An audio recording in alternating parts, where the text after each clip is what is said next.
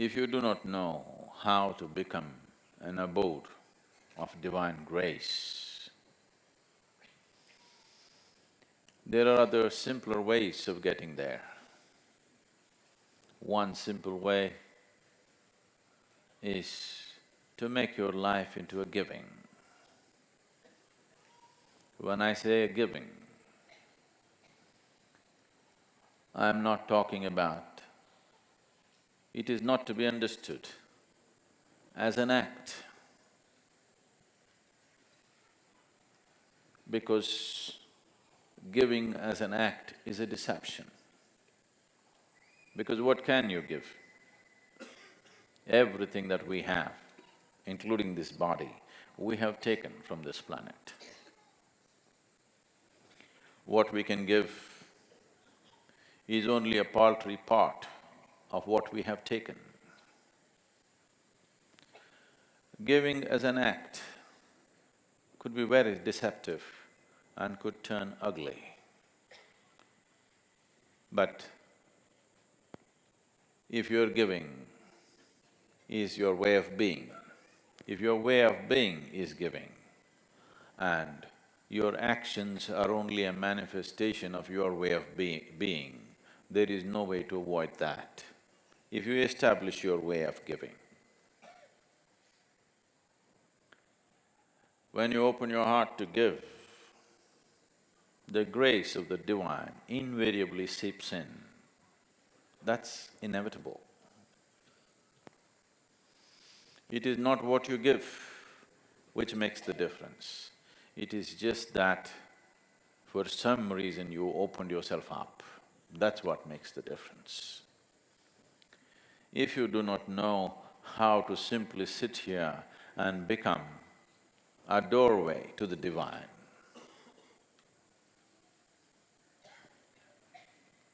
giving is a simple way of making yourself porous enough so that the grace of the divine inevitably enters you.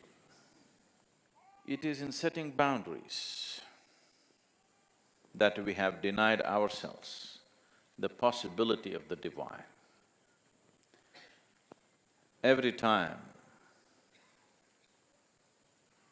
we hold back, we set boundaries. And when we set boundaries, we deny ourselves the ultimate possibility. If you become a constant state of giving, when I say a constant state of giving, if your every step and every breath is a process of giving, that is, you have made your life into a contribution, you will naturally arrive at a state of union which will set the necessary foundations for a cosmic possibility.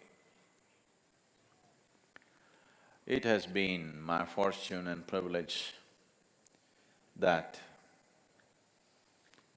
at a very early age, I became a witness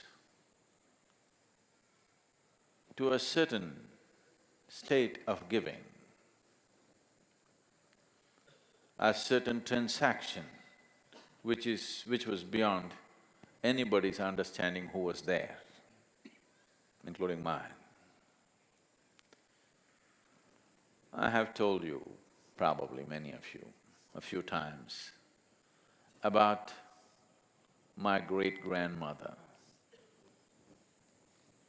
who lived up to be 113 years of age. Because she would never die, people thought she's a devil of a woman.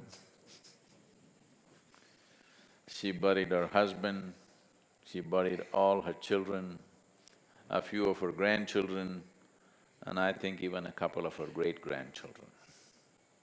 But she wouldn't die, 113 years of age. I have seen her in various kinds of states, but it is her sense of giving which needs to be looked at. In the mornings, if she was given breakfast, she would always go about giving away at least 2/3 of it to the ants and the birds and the squirrels, particularly to the ants. And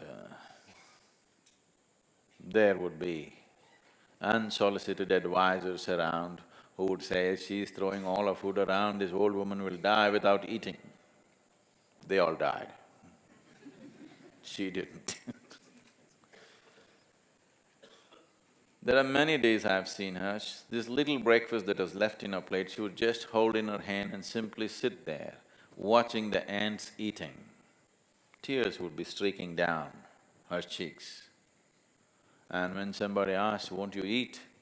She would say, I'm full. I'm already full. I thought she has some kind of an emotional love affair with ants.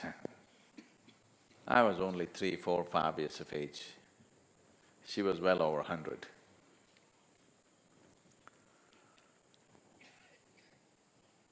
It is many, many years later, I realized there's another way to transact with the world.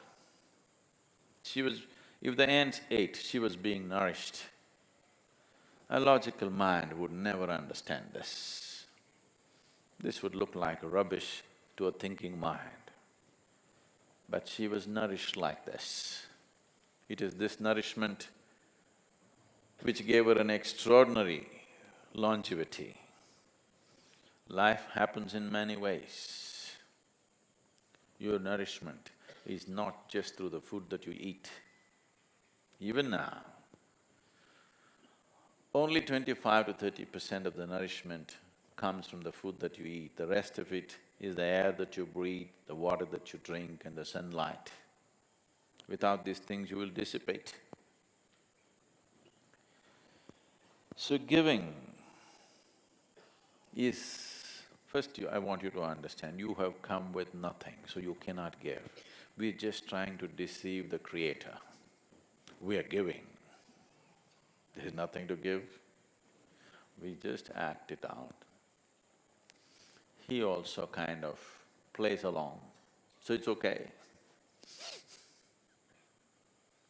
We are playing a game.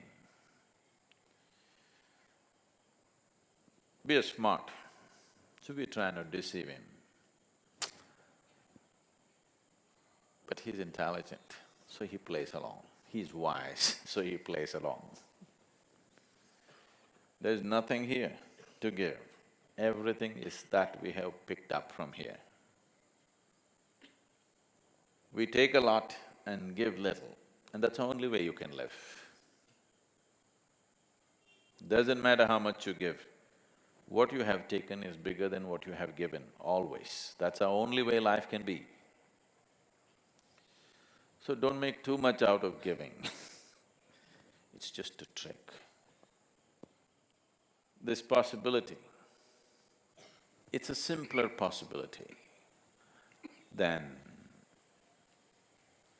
if you do not know anything, if you do not know any other mode of opening yourself up to the creation. This is a simple possibility, just making every act, every breath into your process of giving, seeing how you can contribute to everything around you, no matter what you're doing. You will see, in 24 hours' time, you will be so rich. The experience of life, the beauty of life will set a glow on your face just like that, simply because that's how you are. Because that's the only way life functions. Life, the process of life is a giving. It's a transaction. In every giving, there is a taking. It is just that you ignore the taking, that's all. Not that there is no taking, there is taking. We are taking more than we are giving. But in your mind, you just ignore the taking. You just keep the giving. Because you don't have to take, it'll be pushed into you.